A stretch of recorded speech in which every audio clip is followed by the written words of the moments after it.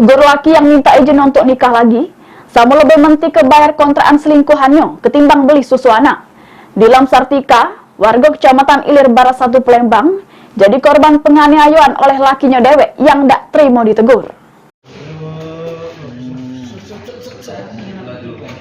Malang yang dialami Nilam Sartika, si komek rumah tangga berusia 32 tahun, jadi korban penganiayaan oleh lakinya inisial S, gara-gara tak senang ditegur pas laki nak minta izin untuk kawin lagi. Atas penganiayaan tersebut, korban mengalami luka memar di bagian paha karena digebuk oleh lakinya, yang membuat korban datangi sentra pelayanan kepolisian terpadu SPKT bikin laporan polisi.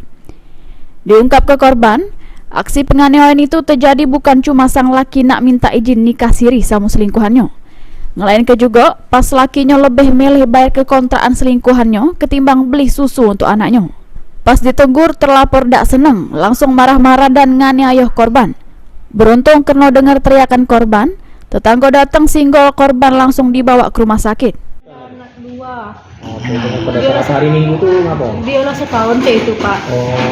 Yang pertama betina tuh begawe di diskotik, yang kedua janda anak 4 begawe di Moro Sehat Budget Plus Plus. Nah sekarang janda anak 2 yang di diskotik Batman itulah, nggak tahu lah Pak diskotik. Kamu cewek lain dia. Jadi hari Minggu tuh ngapa dia? Hari Sabtu dia nyari kontrakan betina itu, diajaknya anak saya yang laki-laki. Pamit ngomongnya. Amit dia nak dikasiri minta izin dia Pak, saya nak mau. Ya, nak mau di madunya saya Pak, saya nak mau.